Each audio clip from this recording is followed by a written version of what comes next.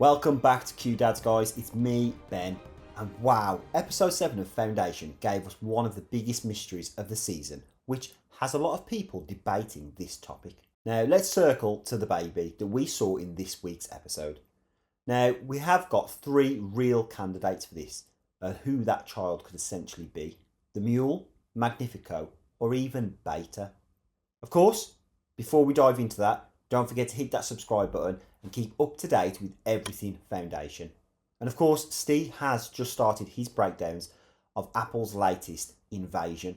So make sure you head to the channel and check that out if you haven't already. Now, first things first, let's rule out one straight away. Little bold fool blows well out of both ends. And that's right, it's not Bayta. Now, a lot of people were saying this in the comments, and there's been a little bit of speculation online that it is Bayta, but the episode itself confirmed that the baby was a boy. Parents even referred to him as him, while trying to pass him off as the Barton's child.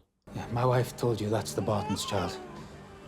They live next door and they wanted us to watch him. So that clears Bayta from the board.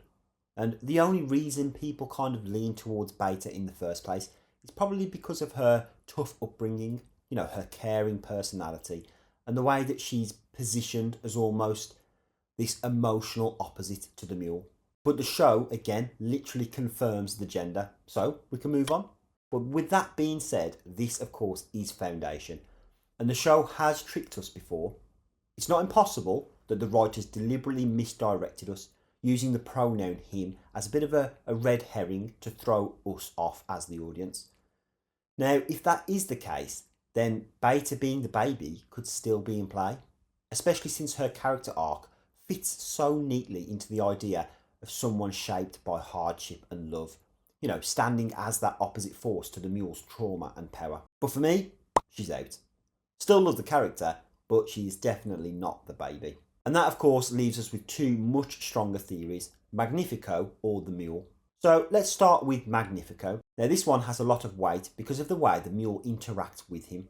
Now the Mule needs Magnifico to amplify his powers, and that suggests that Magnifico has some mentalic ability of his own, or it is just based on that instrument he plays.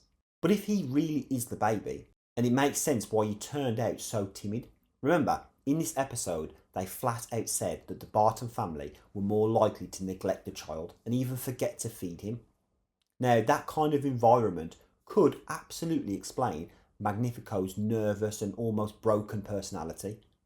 And the Mule, desperately wanting him back, would track that again perfectly to this case. Now remember, the Mule needs Magnifico for this power. Or maybe it is the other way round. But I think Magnifico being the baby is just far too obvious for Foundation. Which then of course leaves us with option number 3. And honestly, maybe the strongest one yet. The Mule himself is the baby. Now the flashbacks we saw seem to point that it was showing us the young boy as if it was his own story. But what if it's not as straightforward? What if we're actually watching the Mule's memories, but filtered through the perspective of his brother? Now think about it. The boy in those scenes could be Magnifico, and the baby could still be the Mule, which would flip the entire narrative on its head. And that brings us to a really interesting question. Whose story are we actually being told here? Now yes, the Mule is powerful, manipulative, and already framing how people view him. And if he's recounting these events from his brother's perspective, then maybe the flashbacks aren't truth at all, but a version of that truth shaped by his own mind. Now, Harry did seem to deliberately mention about him not telling the truth. He could have said something like, "Who are you?" or "What do you want?" But again, the show is telling us something that isn't true. So, throwing everything out there, not Bayta, the show has made that very clear. Could be Magnifico, because it does fit with his kind of mentalic abilities and tragic upbringing, and to kind of have that connection between him and the Mule is great. But actually it could still be the Mule as well. Now if the story is being told from some kind of distorted, almost second-hand perspective. And the final reveal this week, with Harry warning us to question how much of what we're seeing is actually real, this just double downs on this as well. The mystery of the baby might not be about who it is, but how much of the story we're supposed to trust at all. So of course, as always, we're going to hand this over to you. Was the baby actually the mule? Could it really be Magnifico? Or do you think that the show is throwing a curveball and it's someone like Bayta after all? And bigger than that, how much of what we've seen in these flashbacks can we even trust? Now guys, I love this episode and I've loved engaging with the comments and kind of deliberating who it could be. I mean, there was a point where I thought it was Bayta, and it wasn't until we did a bit of a rewatch that we realised it can't possibly be her.